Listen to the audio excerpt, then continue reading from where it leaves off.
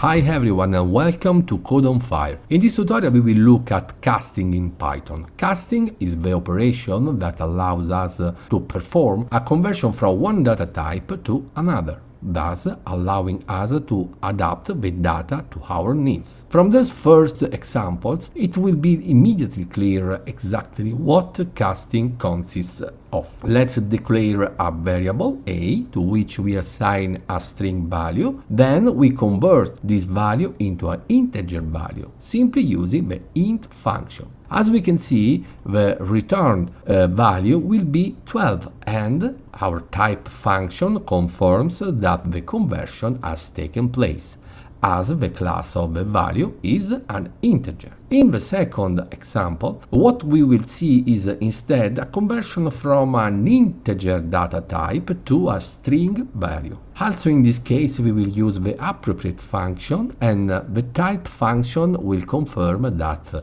our conversion has taken place. Now the scheme we have seen in these first two examples will be the same that we will adopt also in the following example. Here we perform a conversion from a string to a float value, and so as usual we use the appropriate function on the string value assigned to the variable, thus obtaining the conversion. There are cases where it is not possible to perform a conversion between different data types.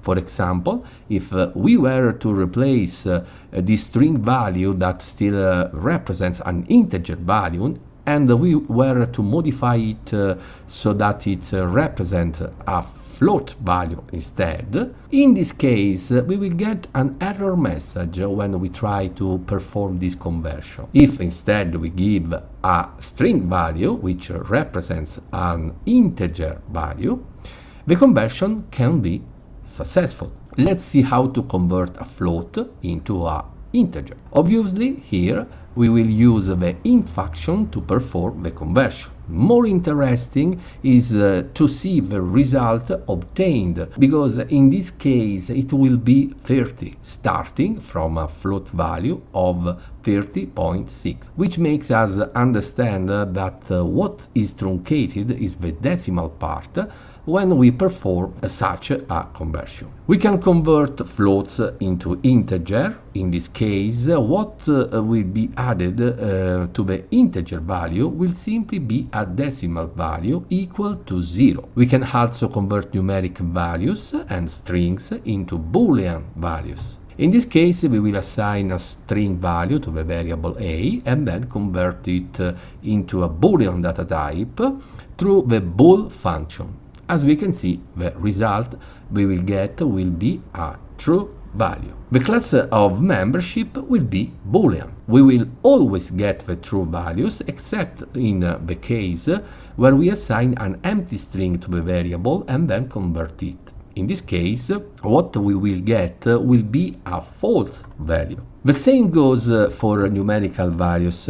We will get a false result only in the case where the numerical value we are going to convert is equal to 0, while we will get a true value in all other cases. So in all cases where the numerical value is different from 0. It is also possible to perform casting between compound data types, such as, for example, converting a string into a list. We assign to the variable a string that reports the word Python, and we convert it into a list through the list function. What we will get will be a list composed of all the letters of the word Python.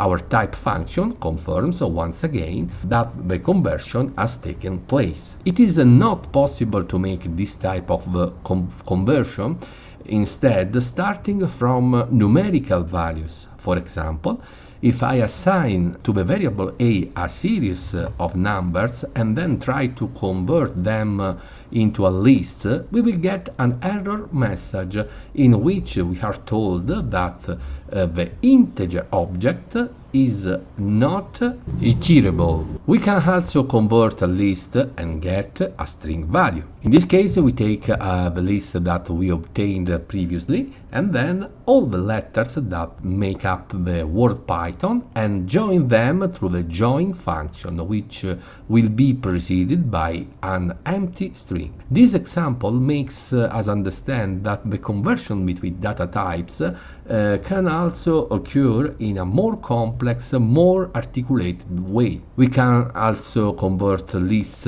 into tuples. For example, we take a list composed of numerical values and convert it into a tuple, simply using the appropriate function, and we will get a result that belongs to a tuple class. Now let's convert a tuple into a list.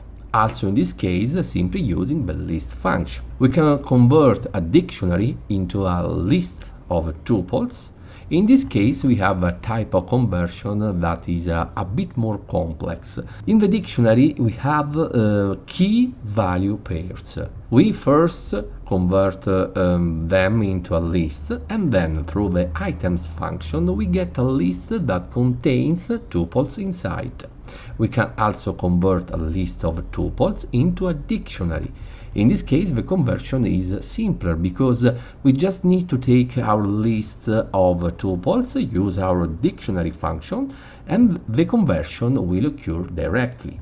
As confirmed by our type function, we have obtained a dictionary value. Now let's convert a list into a dataset. This is very interesting because it is an example of how casting can help us in data cleaning. In fact, here we have a list containing numerical values that have duplicates.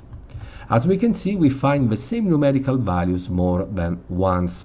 Simply by converting this list into a dataset using the set function, we can obtain a dataset that naturally excludes duplicates. In fact, datasets in Python do not admit duplicates. Another very interesting thing is casting and the input function.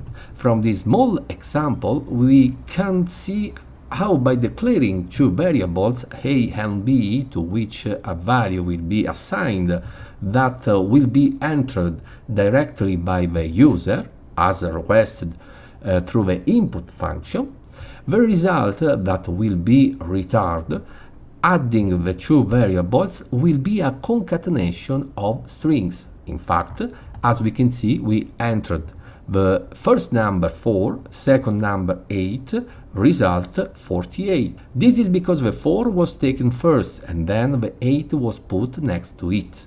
In fact, the input function assigns a string value to the values we enter. If instead we want these values to be interpreted differently, we must perform an explicit conversion. The values we are going to enter must be converted into integer values, for example. In this case, we will get an addition between the two integers. In fact, we enter the first number 4, second number 7.